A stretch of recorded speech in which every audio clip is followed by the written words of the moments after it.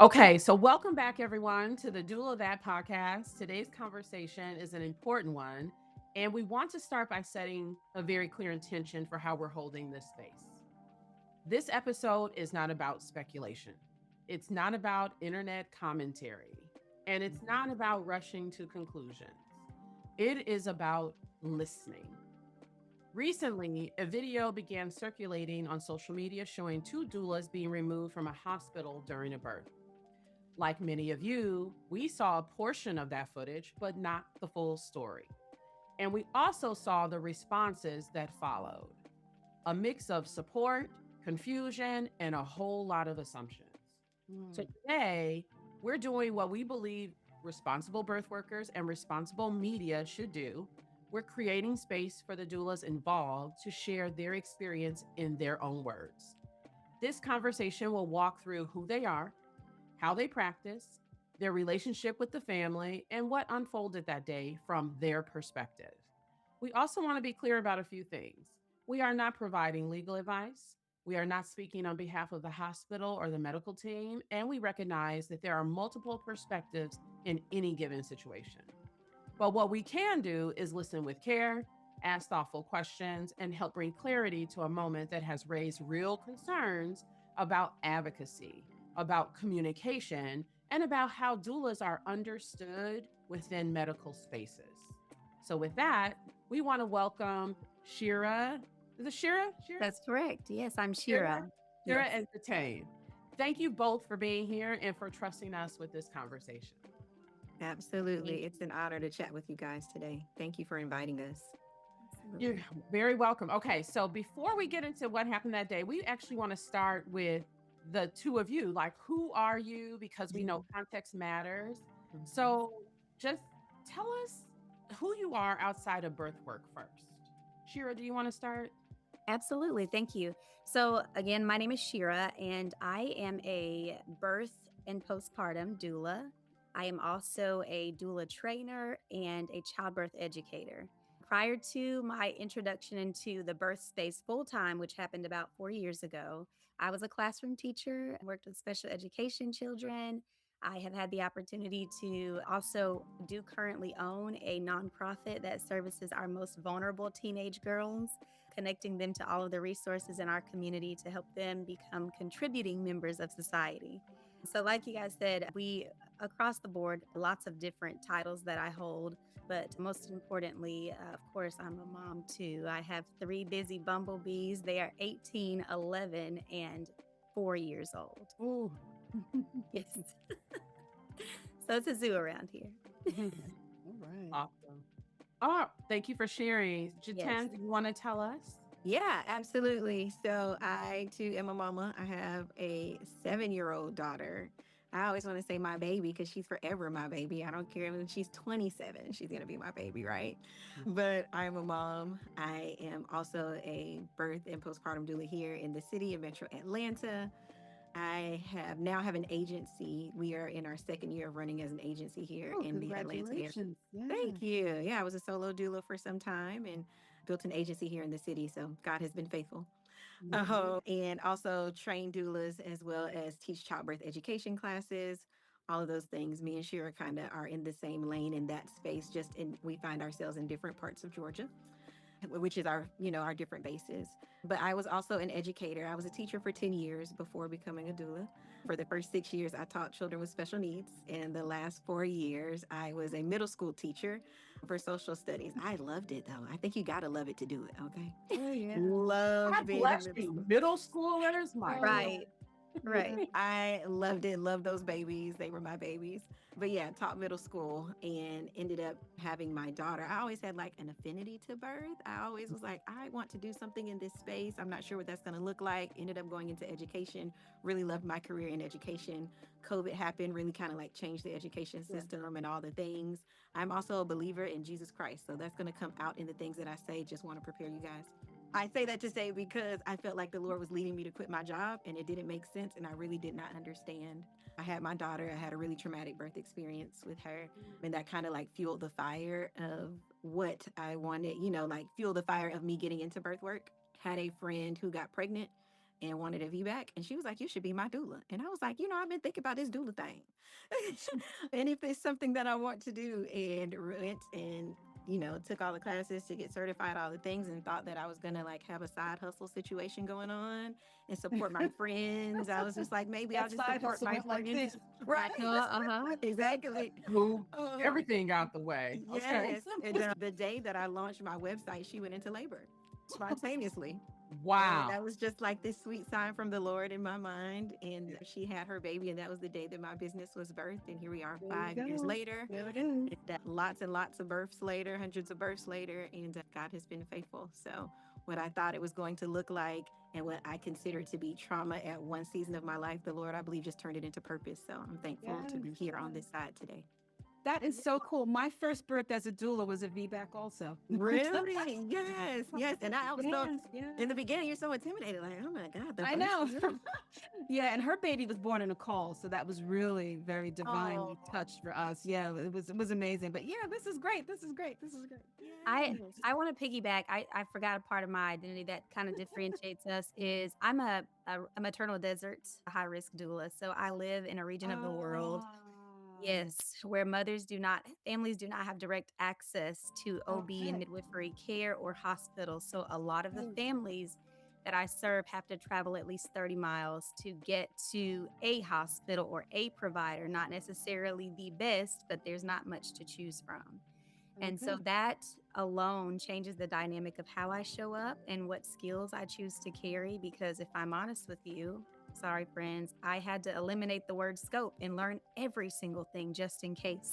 So I know how to do all the things and read all the things in case. And so I've been told I would probably be called something more like a traditional midwife because I've had to learn everything. When you're Mm, commuting that far, we can't always get there. We can't always exactly. snowstorms. I could tell you stories for days where it required me to know how to resuscitate and be prepared if babies come. And so I lost that privilege when I started to serve maternal deserts.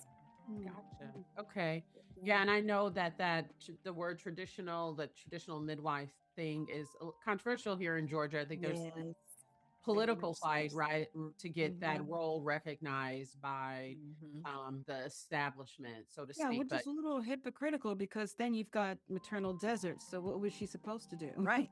We have Just like, walk I out the think in door. Georgia, it's about like 60% of, yeah, it's a very, very large number where people cannot get to a hospital or Right. get So to it's an like, OB how and could you things like be that. so affronted by that, but you're not providing the resource for them to have access?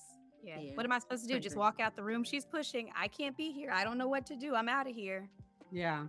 Well, and we're going to speak a little bit about this bias. Like, if nothing else, our intros have all debunked that we're uneducated. All of us have degrees. All of us have worked in professional settings on multiple levels. And Yeah, so, this phone call alone, Reve, how many years of education is on this one podcast right here, right now? well, Quite a bit. It'll be, it's a lot. Yeah, okay. So sometimes when we're having conversations about stuff that's happening in birth in the hospital, I count the number of degrees in the room. yeah. So I was just talking about a situation, and it was a client of mine, and I was like, there were 3 doctorates in the room. Yes. I count mine. My Juris Doctorate was in the Mhm. room, and multiple master levels. Yeah. And we were all Black. And it was because of that Black I degree love it. social worker that Hmm. that Black family was able to walk out with their baby. I was their Yes. doula, their postpartum doula, and I did identify myself as an attorney. Yeah. And I think with all of that leverage is how they walked out of that pediatric hospital with their baby. Absolutely. And not in handcuffs. And not Right. in handcuffs. Which Yes. is too Yes. often a story. Right. Mhm. And it Absolutely. changed that all that level of identification changed the tone. Mm-hmm. And we had to, norm. Initially I was in that space as postpartum doula. And Mhm. when the nurse started doing her protocol, which I understand, which was sort of, they were strong arming and saying, we're going to make decisions now for this baby because we believe you have harmed your baby. I went into advocacy mode. Absolutely. We all do it differently. We watch how you all do it. And I was like, okay, so let me be clear, mom and dad. We are now adversarial. She is enacting a protocol because she believes you all have hurt your baby. And the nurse looked at me and was like, mouth fell open like a gape. And I was like, I am an attorney and I am letting them know you need to tell them what you're doing. Like Yeah. you need to be transparent that you have enacted a protocol and they are no longer able to make decisions for the health care of their child. And she was like, that's right. I'm placing an IV and I'm not consenting you for it. Wow. And they were like, what? And I said, but we were prepared for this. So I said, so doctor and doctor, do what you know you need to do. And they had to rise, right? They couldn't just be mom and dad, right? They had to be Yeah. right. And we had to turn it up, baby. We turned that heat up and we all walked out of there with baby. And So that goes hand in hand with my dissertation, my doctorate dissertation. I studied the effects of Black doulas supporting Black births in hospitals and the weathering effects. And what people don't understand, doulas have degrees. Yes. I have a doctorate, Reve has a doctorate, you both have masters or probably doctors or high-level degrees yourself, working with special ed children. Yeah. Come on. Absolutely. Exactly. You know, we're not coming in here without any kind of professionalism and education and knowledge, values, and skills. But for some reason, doulas are not perceived as being smart people. Yeah, we're just not educated. At a conference where I presented, I was the only doula who presented at this high-end conference. And it's like, well, there's tons of other doulas out here running circles around me in the work that they're doing, but they're never tapped to do this kind of level of academia because it's not even thought of. Exactly. The thought is that we're just exactly. The hospital. So when we go into the medical system, we have to understand there's a lot of hierarchy, right? There's a hierarchy amongst nurses. What degree do you have? What role do you play in this hospital? There's a lot of hierarchy. And then the nurses generally are coming under the doctors, right? Everybody's deferring to the doctor. And there's a hierarchy even amongst doctors. The anesthesiologist versus the OB versus the lab tech. I don't know. All these the levels, president versus the Right. student. It's a whole third year Exactly. So that is how they think and operate. When we come into the space, they automatically put us under all of those people. Okay. Bottom of the barrel. We are bottom of the barrel. And sometimes you gotta flex. You gotta remind them, like, baby, Let you know who I am. put your hair whatever. Listen, you have to straighten up your glasses. Like, so first of all, this is what we're not about to do. And like, listen, I'm not beneath. And so also within these professions, especially the nursing profession, is well documented, a lot of horizontal violence happens. The peer-to-peer nastiness is a norm. Okay. So when we step into this space, they just keep doing what they do, being nasty towards one another. And they think we're gonna play in the sandbox. I don't play in that sandbox. You're gonna need to show up as a professional. You're gonna need to treat my client as an individual. I need you to be more attentive. Use those orange caps, which the nurse wasn't doing one of those first.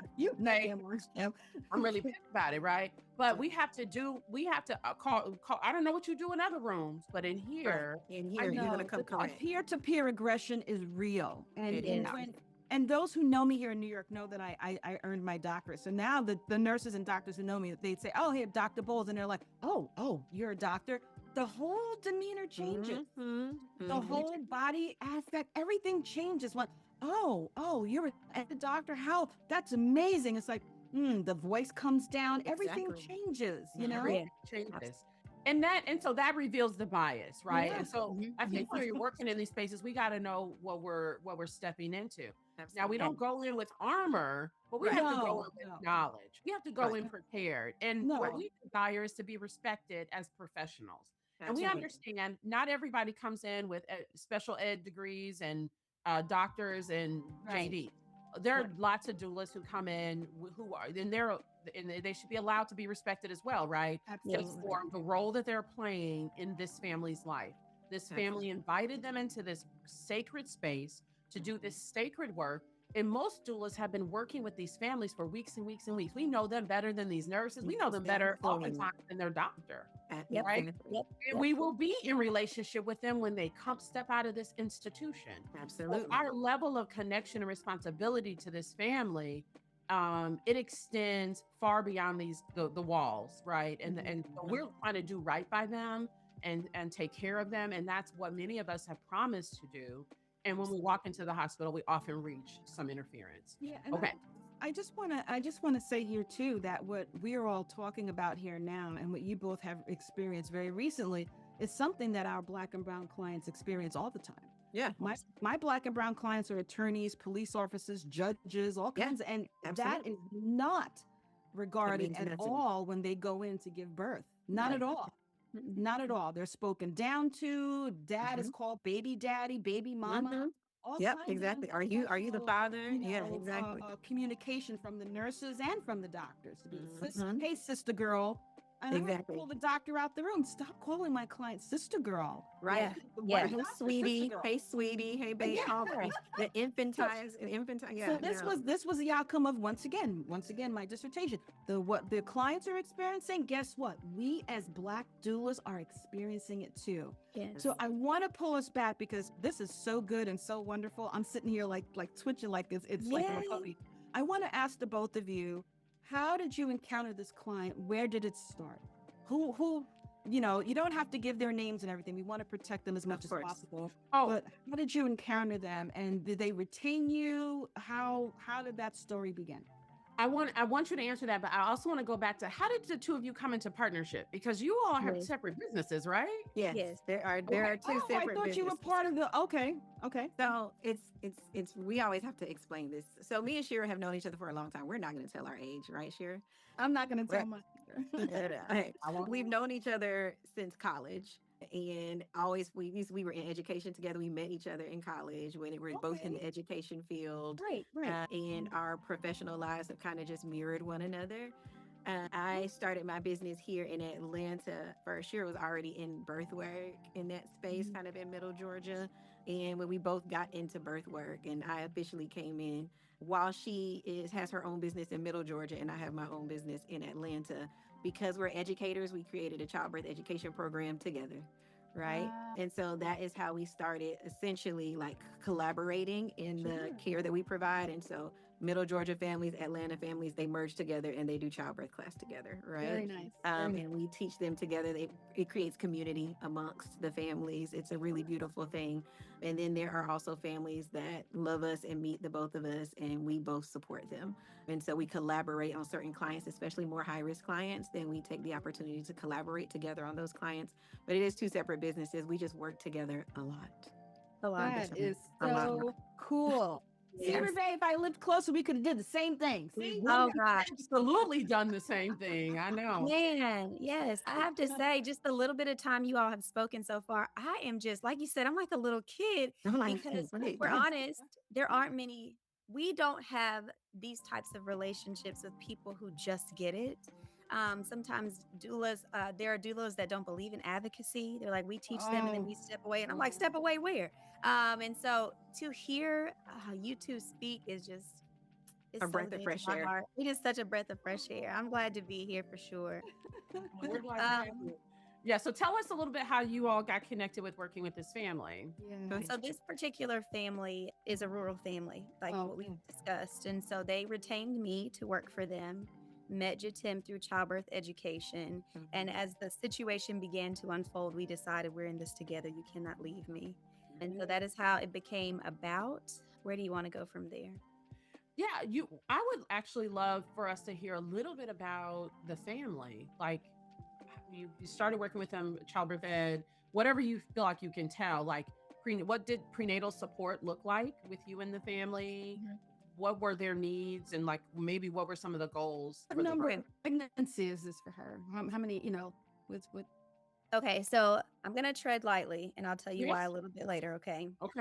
But I can tell you this mother, this is her second pregnancy. She has one other child. And from the beginning, her disposition regarding her pregnancy was, I do not, you know, when they first find out like baby's position may be unfavorable or not what the physicians would like, I don't want to disrupt it. I trust God. I give her all the resources. Like you can do ECB, you can do chiropractic, you can do all the pelvic massage. I tell her the things and she's saying, I hear you and I know those resources are there, but my gut is telling me to leave it alone. That is her. From the moment I met her, it was, I don't want to interfere with it. Yes, we reminded along the way, like, don't, just so you know, you have other options. This isn't here. But she stayed firm in, I don't want to touch it. Leave it alone. Whatever it's supposed to be, there's a perfect plan. Agent Tim and I were like, okay, because we knew that it presented challenges because here in Georgia, we do not have access to the type of skills that this could have presented.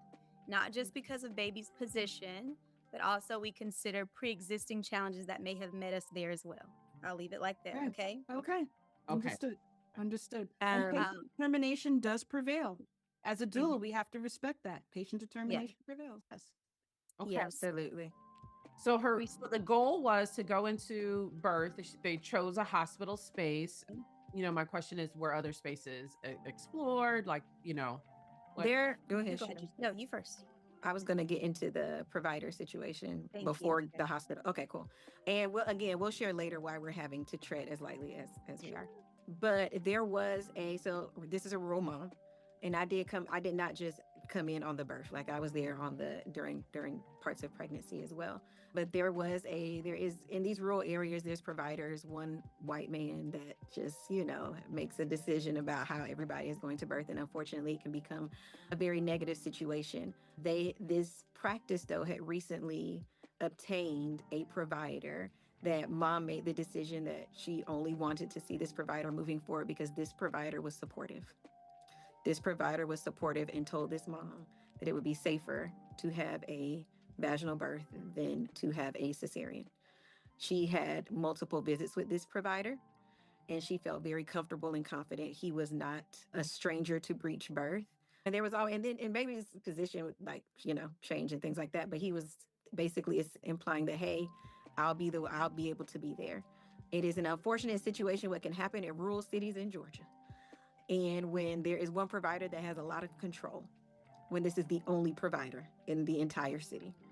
And we cannot confirm that this is the specific reason why this provider was asked to leave the practice.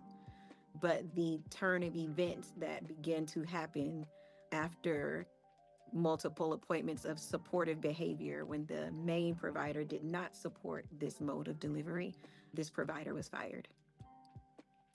And so the provider that she intended to birth with, because they were supportive of her, she no longer had access to that provider. Okay. Now, okay. And so along the lines of that provider, he or she was a provider new to the town who came in a radical way. We know people like this. Like new age mindset, like, oh, you can do that. Yes, don't clamp that cord. Just completely contrary to what this 70-year-old white male was used to doing. He's used to running you in there, telling you what it's going to be, and that's what you do. Another side story is that the main provider who was overseeing, who's like the head of the practice, said to another mother there who was wanting a VBAC, he asked her in her appointment, this just speaks to the tone and how he handles his patients. He asked, what type of insurance do you have, when she asked about a VBAC, and she said, state health insurance. And he said, honey, you don't pay for the surgery. My tax dollars pay for it. So what's it to you if you get a C-section or if you have a vaginal birth? That's how providers in the South deal with clients that look like us. They strong arm them. They don't have a care in the world about how they speak to women that look like us. So this is what we're dealing with. Okay. And so that's how it all began. That's how we ended up selecting. We decided that we would commute up into the city where there's multiple hospitals, multiple providers. We will allow you to labor in like an Airbnb or something like that. And we'll go into the hospital. Babies can turn in labor. We don't know, but we're going to be where the skills reside. Okay? And that was what her prayer was. Her thought was, hopefully, because there was no ultrasound or anything to confirm baby's position in the last couple of weeks. So her thought was like, hopefully my baby has turned. I don't feel comfortable going to a hospital the one hospital that I have access to. Let me go to Atlanta. Atlanta's a metropolitan city. Hopefully there is a provider there that will be supportive. But at the end of the day, she knew her rights too. And she knew that if I say I don't consent, then I don't consent, right? And so that's how she chose Piedmont Henry. And that is how we ended up at Piedmont Henry. So she could just get into the metro Atlanta area, hopeful for a supportive provider. Okay. Gotcha. Mhm. And so I'm assuming there were some basics in place. There was a birth plan that, like a written birth plan that had been Mhm. shared, and that her partner, she had as a husband, She Yeah, has a she has a partner. partner. her partner, that Okay. her partner was on board with pursuing a vaginal birth, and that Hmm. in the city, near the city. Mhm. Okay. Mhm. Mhm. Okay. Awesome. Now, Yes. okay, so maybe tell us, how did that day go? Like, how did labor start? Because there's a lot of what happened 4 days brief prior and all of this. Yeah. Yeah. Let's talk I don't about know this. where that came from. This That was a possibility of her being ruptured for 4 days. yeah. Absolutely I 100% thought that's negative. insane. Zero. False, Zero. false, false. I don't even know In where that fact, came. We're yeah. really like, who Yeah. even came up with that? And does that even make sense in like 4 days? Doesn't even make Right. sense. She was Now, ruptured for 4 days and there was pus in her Right. uterus That's so cavity. crazy. Like, and then I'm like, if that was even, if there was an infection, we were at the hospital for many hours. We got to the hospital many. at 9:30 p.m. We got kicked out about 3:30, 4 a.m. The baby wasn't Baby born wasn't until a born till couple hours 11. later than that. So I'm just like, if there was an, don't y'all think they would have, like, it doesn't even make Taboo. sense. Right. So, And we are not in the business of people walking around ruptured for multiple days with right. and risks. We are, Exactly. and No. we don't make those medical decisions as doulas, understanding our role. Absolutely. We don't make those medical decisions for folks. So even if she was ruptured for 4 days, it could have been because she didn't know, she didn't realize she Right. had Right. ruptured. It Right. could have been that. But also, we're not responsible for that as a Right. doula, right? You Right. guys, No, even no. in this, if that had been the facts of this situation, Shira and Jatim are not responsible for this woman walking around With ruptured. ruptured waters. Right. Okay. But No. also, in this situation, we can 100% confirm for you that that is inaccurate. Okay. Okay. Because So we in were that, there when the waters ruptured. We were It there, was not and 4 days before. it was okay. So here's the thing, because since this is a rose, we can pull the footage because it just so happens we Also, were in the we lobby have of a receipts. hotel. We were in the lobby of a hotel waiting for a check-in, and she started grunting, and I said, "Come on, let's go over to the bathroom because we don't want to show out in these people's lobby." We went to the bathroom and we flooded the bathroom, the whole there we go. bathroom. Same And this day was just a of few the birth. hours before we went to the hospital. We have receipts got from the receipts. hotel. So we're just Listen, like, if anybody knows me, they know I love a good receipt. I love okay. I Oh, love a she's good got a lot receipt. of those. She keeps a lot of those. Yes, she does. As you have to. But we were just like, yeah, we don't understand that because she couldn't have been ruptured. And then, and yeah, it happened a few hours before we went to the hospital. But that whole narrative is completely false. We don't know where it came from, or Yeah. TikTok investigators, as they call themselves. Yes. Yeah, So but let's just remind everybody though that this family was a rural family. Yeah. And the provider situation got really out of control, and they had to basically relocate to a new community, another community, in hopes to have their baby. So they're already disenfranchised, Yep. moved, having to assimilate to a whole different environment Yep. in order to try to navigate to have the second baby. We know how second babies can be. Mm-hmm. Okay. Exactly. So this is coming from your community. We can't stay here. We've got to uproot and we have to go somewhere else and go to an Airbnb. This was a huge transition for them with Absolutely. a small child. With Exactly. an older small child. Y'all go into the Airbnb to try to take care of all of this and try to navigate to try to have a birth in a different community. That's a heck of a lot. It's a Yeah. lot. Absolutely. And it speaks to also our passion to have her be safe, Correct. because we could have stayed in the rural area and to have There her you have go. adequate you go. support and access, right? So it didn't matter that we had to grab the whole family and go when things picked up. It didn't Okay. matter that we didn't have, nothing mattered. It wasn't about the resources. We were going to make it happen because we knew that if this is what she's planted firm in, we have to at least help her to be safe. Right. And where we can get her help quickly, that doesn't exist in the rural company, in the rural. And it's you're the care that excellent she point. deserves, right? Yeah, Like she excellent point, deserves though. to have Shira's- access to that care. Sorry. But that's an excellent point. Shira said we could have stayed in the rural area and just won it. But instead, you both got her to a higher level clinical support, the Mhm. hospital. Absolutely. You weren't trying to take matters into your own hands because you literally were directing her to Absolutely. the clinicians. Right. Absolutely. And also, let's talk about these are autonomous adults. These are a partnership, a man and a woman who are Mhm. parents, who are parenting a child. They understood they had done birth before and made a decision to leave their home after laboring. They obviously have been in some laboring before they got into their Mhm. car, Mhm. traveled the 30 miles, went to a hotel. Sounds like you 2 hours. 2 hours No, and they 30 minutes. traveled 2 hours to get to Atlanta. 2 hours. That's how rural this town Yeah. is. 2 hours Wow. and a bit more. There was some change on the back, but it was over 2 hour commute. Which, Okay. as her doulas, we're like, hey, run, don't walk, pack, don't sit. Let's go. We got to move because we don't Where need there things to progress Ooh. in the commute. Right. Right. Ooh. That's So she intense. came not long after her labor had started. Like there was still Okay. some early labor going because in early labor you have some time to Mhm. kind of get going. But no, it was a 2 hour commute to get to Okay. The because second she door. wanted to be in Metro Atlanta area, like Right. where she knew that there were access to providers.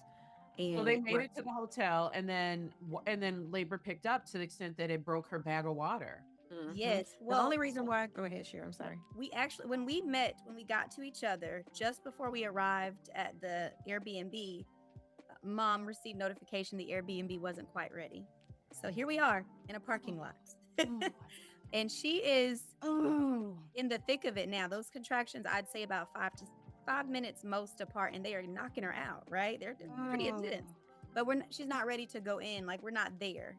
There's certain things that we can look, we're not there. And so we had to think fast. And in that moment, we said, let's go get a hotel. So And we were our car was literally across the street from the hospital. So hospital. we found a hotel directly across the street from the hospital because we couldn't labor with her in a parking lot. Hmm.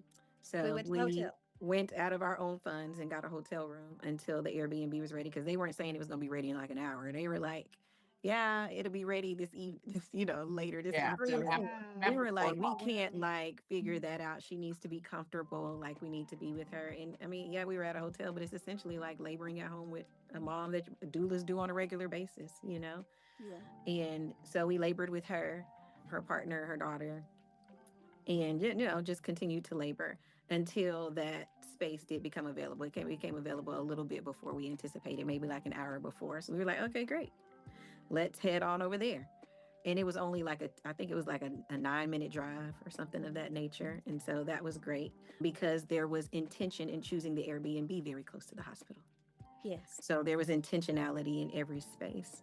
And so we were able to go to the Airbnb and check in. And that was, of course, just a much more optimal environment. She had, the shower for some hydrotherapy. We were squeezing hips, we were supporting, making sure she said all the doula things, right? Yeah. For her waters had been ruptured, yes, but we were very aware and making sure that things were, we have labored with models before at home in a regular, normal situation, and waters rupture, and you still labor for a little bit before you go to the hospital. There are hospitals here that say, let your water rupture, wait 8 hours before you still come in.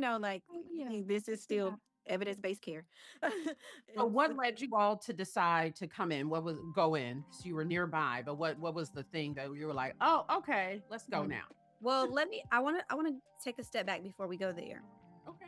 I want to revisit what we mentioned about the importance of the support people around you outside of your partner and your birthing team and how that impacted this story. Okay. So as you've alluded to, her daughter was with us, or there was a child with us. Let's say that there was a child. And the original plan, which we are very intentional about carving out, like what's A, B, and C for when things pick up. Who gets the dog? Who gets the cat, the goldfish, and the other child? There Right? you go. That's Okay, and Absolutely. so the plan in place was that there was a member of her support system that would meet her as she left home to get said child, and she was going to come up to labor, right? Well, a couple of hours, I'd even say maybe 3 hours had passed, and she's having a pattern of contractions, and we are aware of the commute, but the support person is not answering or presenting. And so I said, hey, put that baby in the car. Here's what I can offer you.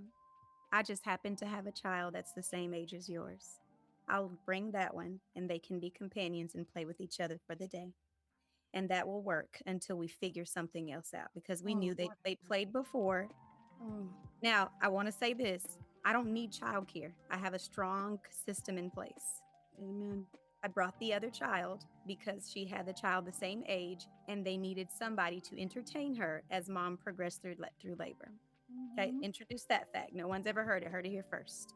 Because I wanted her to feel the love that, hey, it doesn't matter. You know, once the kids linked up, there was a big backyard. Again, everything intentionality, nice house, nice space, had a kid play area and a backyard.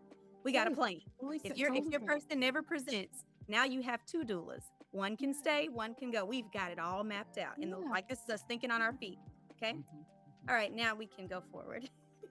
Okay. We Okay. speak to that because there's been and a that's whole very bunch of important because other people were saying, well, what happened to a Exactly. sibling doula? Why did the father have to remove the child from the hospital? Well, so now the picture is very clear on what happened with this dislocated family who had to locate to the city because they're in the maternity desert so many layers to this with story. unstable, unreliable support. Now let's get to the hospital.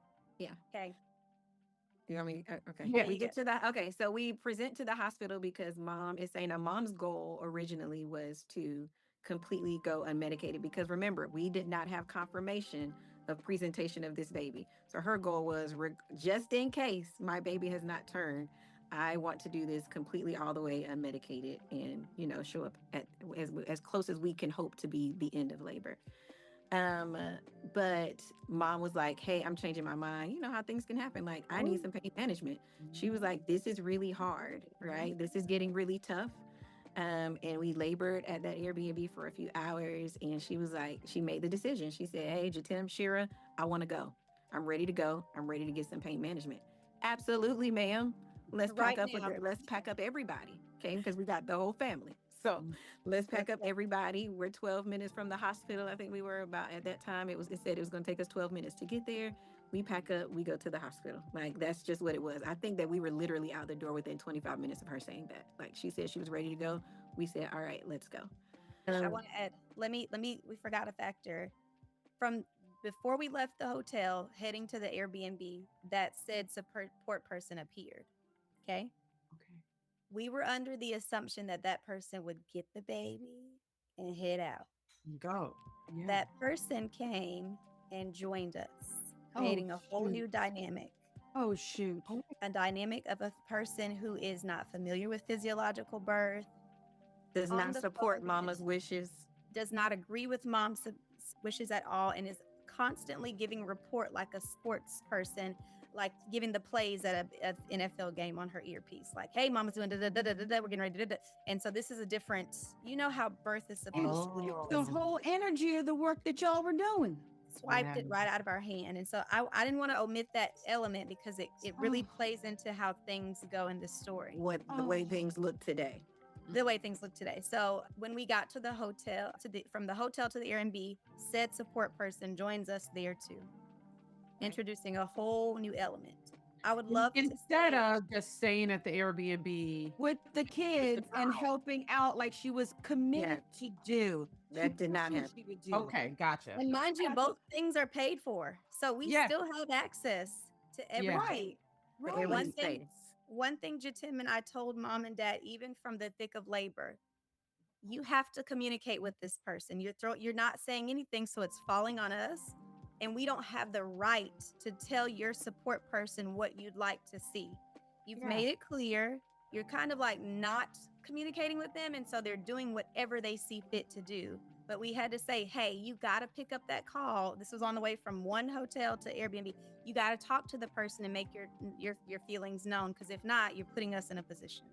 Yeah. Okay. You don't have a rapport with this person. Right. You don't have the rapport. You don't have the connection. And now they have, and that was great communication with her to say, hey, they have the power to derail this whole thing if you don't get them under wraps. Yes. Some black birth all the time. We do see this all the time. The families want the bragging rights. I was there when you had that baby. Right. I was this, I was that. And meanwhile, a lot of times it is not helpful. Yeah, exactly. Sometimes they like birth can be dramatic. People love to be in the know. They love the chaos of it, or they bring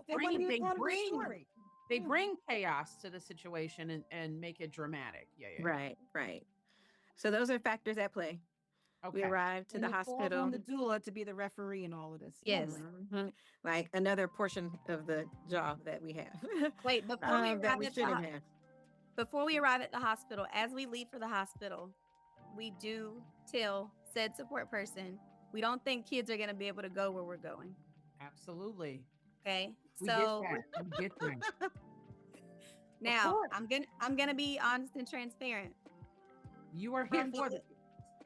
From the little interaction I had with said support person, my level of comfort in leaving the child assigned to me at birth was 0. I was not comfortable. But again, there are 2 doulas. So it was never a plan that both of us didn't need to be in the room, right? So goal in mind, again, we're thinking and planning. One of us go into triage, get her squared away.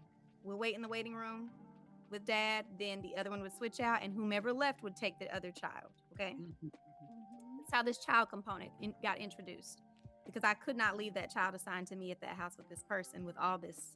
I didn't feel good about it. So we discussed that over text. I was like, hey, here's what's going to happen. Because again, only one doula is hired and assigned to this birth, but we gave 2 because we're trying to compensate for all the holes in the picture. Absolutely. All right, now we pick up at the hospital. Okay, gotcha. Shira's filling in all the gaps in here. Yeah, I love this because this is the context that people need. Exactly. We do so much behind the scenes. It be don't ever show up at the hospital. God. So much only knew.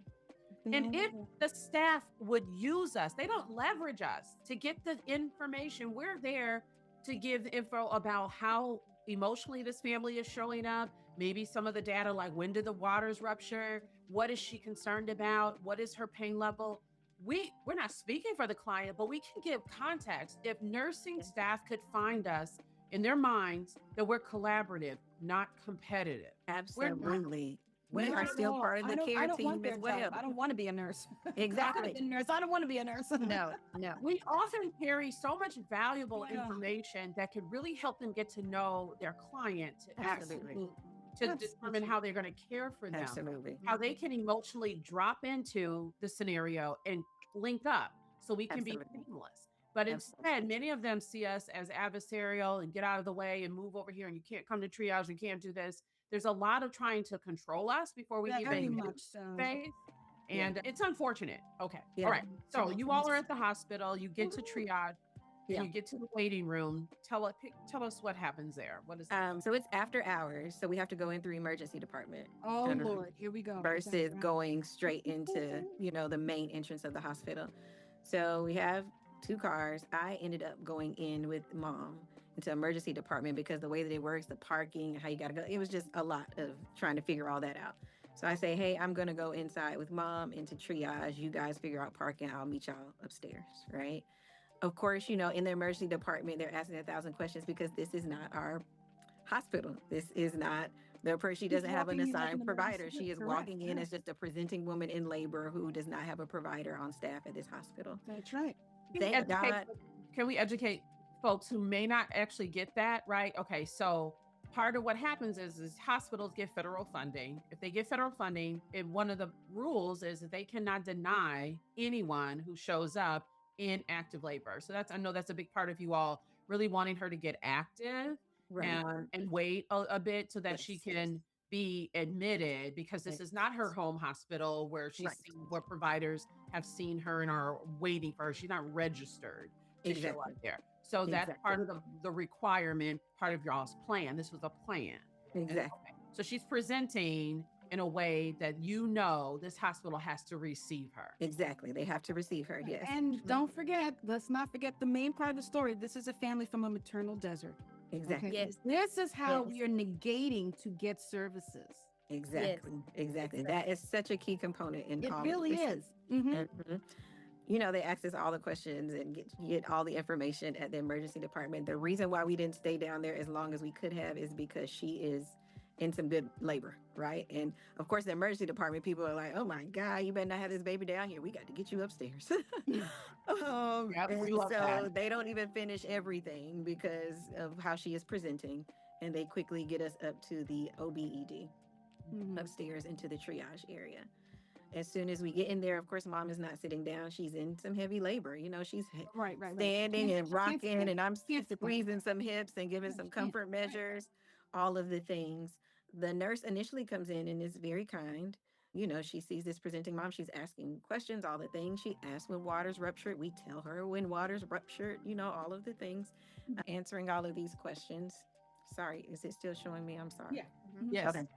You Answering turn. all the questions. Then, of course, decides, yes, sorry, my phone did something wild and crazy. We answer the questions, and then she says, of course, as standard and routine, that she's going to do a cervical check. Mom consents to this cervical check. She is completely fine, gets a cervical check. Nurse does not give us much information. And if I am honest, as soon as she did the cervix check, because you've been a part of hundreds of cervical checks, Amen. based off of the demeanor of the nurse, Mhm. where, you can kind of assume, right? Sure can. And so when she removed her hand and kind of, was just making different faces in my mind, I thought to myself, like, okay, I kind of know what this is, what this conversation is about to be, right? She says, hey, you're definitely in active labor, but I want to go and get the doctor because, and she did not say why, but she said, I just want to go and get the doctor. And I think we might go ahead and do an ultrasound. I'm going to go and talk to the doctor. Right, because you're assuming she didn't feel ahead. Yes. So, and yes, She exactly. felt She did not something say else. this. She did not give this information yet. She felt something else. Exactly. Now Mhm. she did not say that yet, but because we know the history and everything, my thought is that's exactly what. So she leaves for a few moments. Mom is still laboring, so she hurries up and gets off the table, because it was very uncomfortable to lay down. So she gets up, stands up again. We're doing some hip squeezes and things like that, and counter pressure. And the doctor comes in with an ultrasound machine. And he states that he wants to make sure that the baby is in the right position because she's in pretty good active labor and they need to, figure things out what's going on. And so he asks mom to lay down. Mom cannot lay down in the moment because she's trying to work through some contractions. And even from there, we kind of recognize like, this might not go so well because there was a lot of like, hey, lay down. Like, I need to do this. And it was very much like, hey, can you please give us a moment? We're trying to work through labor, right? She ultimately does lay down. Doctor quickly gets the probe on her and immediately sees a head at the top of her belly versus a booty. And immediately he says, so it looks like your baby is breech. The only option that you have at this hospital is to get a cesarean, is to have a cesarean. So because you're already in some strong active labor, we need to go ahead and get things going. We're going to bring in some consents. He starts to speak through all the things that they need to go ahead and do because he wants to quickly get this cesarean done. He knows that this is a second baby and things could move, and he wants to quickly get a cesarean. Mom immediately says that she does not consent and that she came in for pain management, and that's what she wants. She wants pain management. Specifically, at this moment, she doesn't say specifically an epidural, but she says she wants pain management. And the doctor, these were his words, the pain management you will get is the spinal in the OR. I am not giving you any other pain management right now. We need to quickly get you to the OR. And she continues to say, I need pain. I'm in a lot of pain. Like, please, I really can't. I came here for pain management. That's what I want. And he continues to decline and continues to just continually say, you'll get your spinal. Don't worry. You'll get pain management. It's a spinal. He tries to explain what a spinal is. She continues to say, well, I'm not consenting to a cesarean. I don't want a cesarean. I don't want a spinal. I want pain management. I don't know if he was thinking that she was asking for IV pain meds or at first, because he started to allude to the fact that you're too far in labor to where if we give you something, it will affect the baby. So in my doula mind, I'm like, oh, he doesn't recognize she wants an epidural. He's thinking she's asking because he started talking about fentanyl and Nubain and things. I'm like, okay, wait a second. No, we understand what you're saying about like not wanting to give her those kind of pain meds. Can we get an epidural? And he's like, well, I don't really want to do an epidural because I want to do the spinal. And I'm like, but you can do a cesarean. If, say, for instance, this ends up becoming a cesarean, an epidural isn't going to stop you from giving her a cesarean. Well, that's not my well, that doesn't matter. She's saying that she wants an epidural, right? Right, because and the implication here is that if he only, first of all, limiting her options, like you were saying, there is a variation here. You can do an epidural, which allows her to get it now in a room. She's awake for her. Right. If this goes to C-section or any other procedure, and her Mhm. partner can be in the room. Right. If he's describing a spinal, which Mhm. generally is a heavier medicine, and the different part of it's not in the epidural space, Right. but it generally means that she's knocked out Right. she could be knocked out for and not awake. I don't want to say knocked Right. out, but not awake for the birth, and then her partner not in there. Right. Okay. And I want just to speak to that. I've said early in the story that there were other health challenges or health, I won't say challenges. There were Right. pre-existing Right. things that were taken into consideration to where we already knew that being asleep wasn't the best option for this mother. Okay. Mhm. And she knew that. She knew it too. And so she was that's another reason why she's like, no, let's do the epidural. And she never said, I will not ever have a cesarean. She said, Exactly. I need some pain management. And then we can go talk about whatever you're talking about, right? And And it she Right. did say that to this doctor, like, and I try, I'm not speaking for her. She's speaking in this room, but of course he's clearly like on his own agenda. So I'm speaking to what she's saying. And I remember saying, she is not saying no forever. Right now, she is asking for an epidural. You cannot deny her that treatment, right? Because she's not consenting to a C-section. Because by this time, they've brought in the consent forms asking her to sign. She has continually said she's not going to, she's signed a consent form, of course, to be treated, but not a consent form for a cesarean. And it was a continual back and forth. Like the doctor would leave the room, but then he'd run back in because, again, she's in some strong labor. And you can hear her, you can hear the frequency, you can hear the intensity.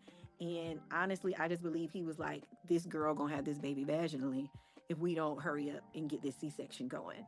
So there was lots of, it started to create this sense of like panic amongst the medical staff in the, we're still in triage, but in this like running back in and running back out. Then the triage nurse is just like, I mean, what are y'all going to do? Like, what do you really want us to do? The doctor came back in at one point and was like, we don't have the, what did he say? We don't even have the tools that we need. We need special kinds of forceps in order to deliver a breech baby.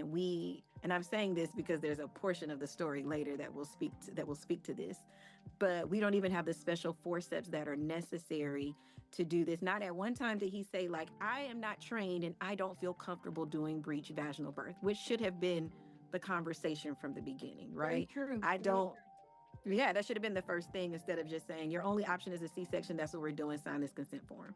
Because that was the conversation. And it should have just been, I don't feel comfortable. I'm not trained in this method of delivery. And this, let's have a conversation about that, right? Or And it sounds like at this point, if they, let's mark this as a place where they're not listening. And this is one of the things we always say is happening in labors. You're not listening to the laboring person. And then there's this additional layer of inability or unwillingness to stop, slow down, and hear us when right, we present Black. right, Or Black and exactly. brown. So Mhm. this is the point where he's not listening because they're saying the same thing, pain management, but he's already down the road understanding that maybe he's not feeling comfortable or skilled enough to manage the situation. And she's Right, saying, give me a breather so I can get to a point where I can talk to you, exactly. where we can have. So this is like that point of the not listening.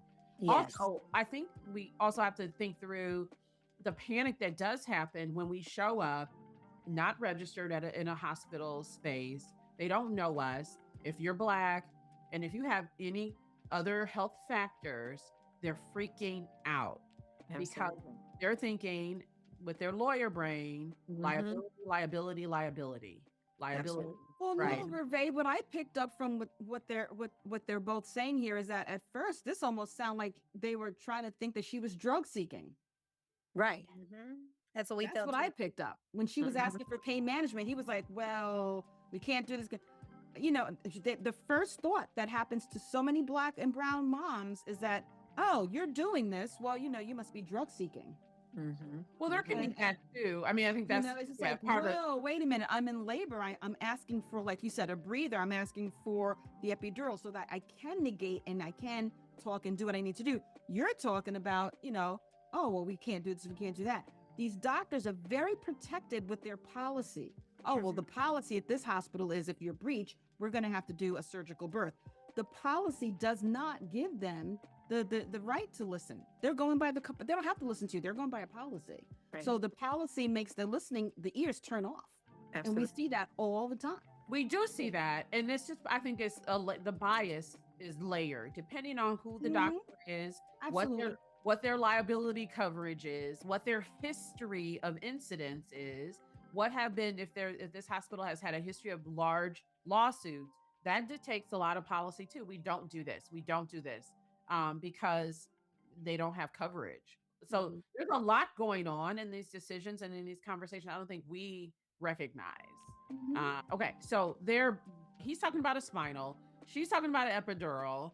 Then they're missing each other in the conversation. Meanwhile, contractions keep coming. Mhm. Staff keeps coming in and out of this room. You are, Mhm. and you all have a sense of this family member and the dad are in this waiting room with And she's got a 4-year-old. pre-existing condition where that she knows Yeah. she doesn't want a spinal. She wants a certain type of anesthesia, a certain type of pain management, because she's Right. coming in with the pre-existing condition that so far from the statement with these two doulas, I haven't heard the doctor identify that in his conversation to the mom because he's Right. on the policy.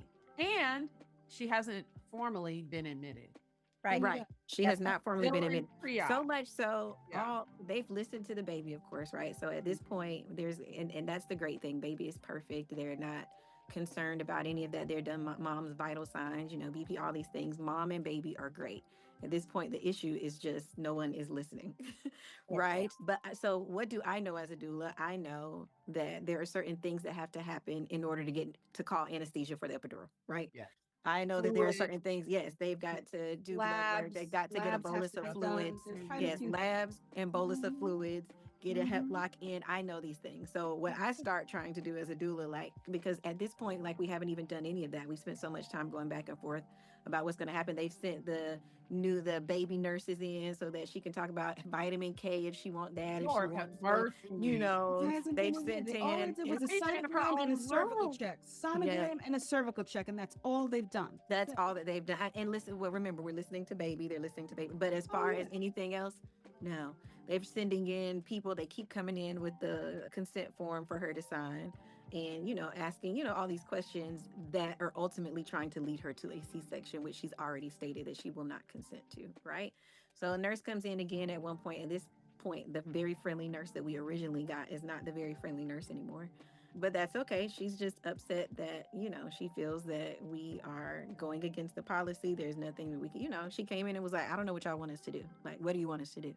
Talking to mom that way. And so I was like, hey, I know that she is requesting an epidural. I know y'all are still figuring that out, but can we at least start getting some things going? Because she had already said, she was informed and she knew, that she got to get a blood panel, get labs, all of that. She was like, can y'all go ahead and do it? Because at this point, she is come on, can y'all take my blood? And so I was asking, hey, is that something that you're going to do as a nurse? And she was like, yeah, I'll do this. It just seemed like they were very slow in trying to do all of the things because But you're not doing it my didn't- way.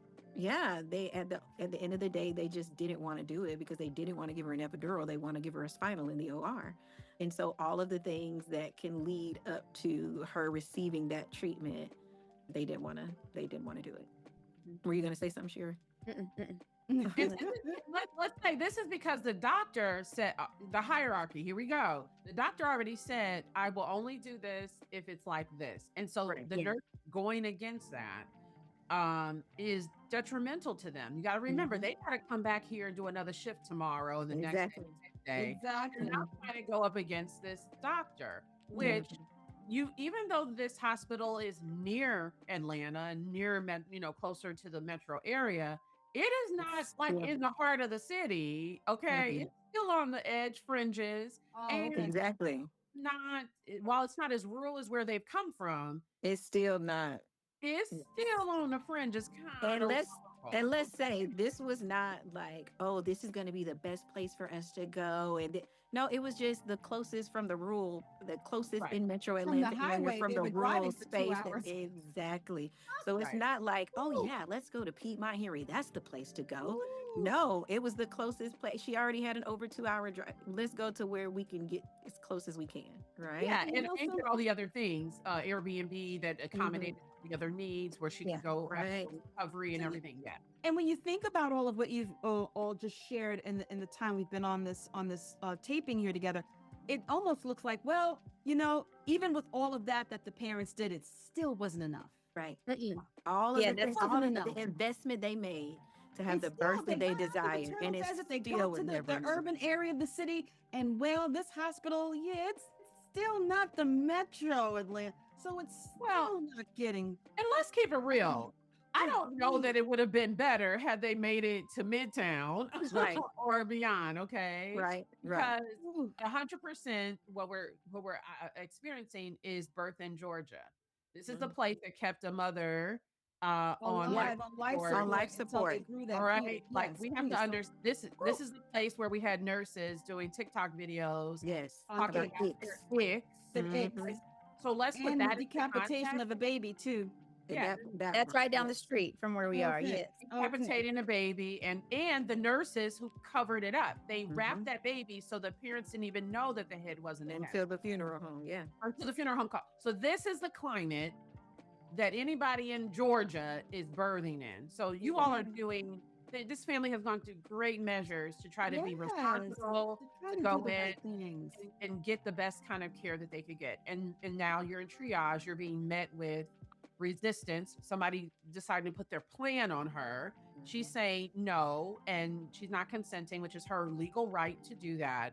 She Mm-hmm. wasn't there yet. She didn't say no, no, not ever. She's just like, I need a stopgap. I need to be able to catch my breath. An Yes. epidural is a reasonable request. And so, Mm-hmm. you as a doula, you're recognizing the gap in communication. You're like, okay, let's try to move this along while we keep trying to have this conversation and get clarity. So you're Absolutely. asking the nurse to do the Yeah. labs, place the IV, like, give Mm-hmm. fluid, so that she Yes. can at least be in a position closer to getting what everybody ultimately is needing to Exactly. happen. Yes. Yeah. Absolutely. So the nurse says that she will, go ahead and begin. It's taking forever, but at a certain point, she finally comes in, does labs or draws labs. And mom, when they are drawing labs was fine, but trying to put in a hep lock for fluids and things of that nature poses an issue. Mama is a hard stick. Very. Very difficult stick. So, when that happens, they want to like call everybody in. In the midst of this, I am on FaceTime with Shira so that we can both be present and hear everything. It's important that like she hears for herself what's happening in the room and vice versa. And at this point, if I'm honest, as a doula, I was over it at this point. Not over it, but I was to the point where I was like, I need to switch. Yes, I need a break. Yes. I have been in here We've been working advocating for hours. yeah. So Working this for is hours. hours later. So I say, hey, let's switch out. And so in that moment, we switch out. They won't even let us like me stay and her come. Like they're just making everything difficult for us at this moment. So I leave her in there for just a few moments, and then Shira goes in. She can pick up the story when she enters triage. Yes, I want to paint a little bit more of the story for you because that's what I do. You'd mentioned who was in the waiting room. So just to confirm, because we want to make sure we're giving accurate information. One child and the said support person stayed at the Airbnb. Okay. In the waiting room is now myself, one of the children, and dad. Okay. Jatim says, let's switch out. I go back there. I also want to paint the picture that remember the first provider, not the one that was working well with her, but the not so helpful OB was an older white male, right? And now we are now here with the older white male in triage, okay? And so, like Jatim said, we are presenting some challenges with finding an IV. So we get the IB team, the ICU, the ER, everybody's coming in, right? Now, this is where I say like our superpower rangers unite into the like Under 10 powers activate. and let me just tell you, this was Black excellence, degrees on degrees on degrees in action. Okay, the good feels. All right. I So love it. enter stage right anesthesiologist, Okay. Black middle-aged guy. He's got that caring concern dad. Whatever you can have, whatever you like type deal. Je going ne on, sais right? quoi. So he comes in and he, at first he's like, what we doing? What you want to do? He asked some clarification questions between he and the provider. We did another ultrasound to confirm placement of placenta. Placenta's in a great place. Baby's looking beautiful. He's asking about her numbers. Numbers are great. There is no medical need to do anything but give this lady the epidural. So he says to me, he's like, hey, why she don't want to go on back? Well, first he said, well, let me get you ready for C-section. That's when he came in there and said, I was like, hold up, partner. Like, I didn't say it like that, but But yeah. I said, we're calling you in here today to talk about epidural. We're not quite there yet. Mom's not ready to cross that bridge. You want to stay right here? He said, okay, I'm picking up what you're putting down. I said, thank you for listening. The first time where someone actually took the time to hear a voice from someone hired by and who has built rapport with the provider. Everyone else, when when I would speak to say anything, whether it's to give context, information, or whatever, it was as if they didn't hear me, as if I was a invisible person speaking in the room. We're going to pause right here. This is the end of part 1, but not the end of this story. Stay connected. Part 2 drops in the next few days. Be sure to subscribe and turn on notifications so you don't miss it. Take care, everybody, and remember to Doula That.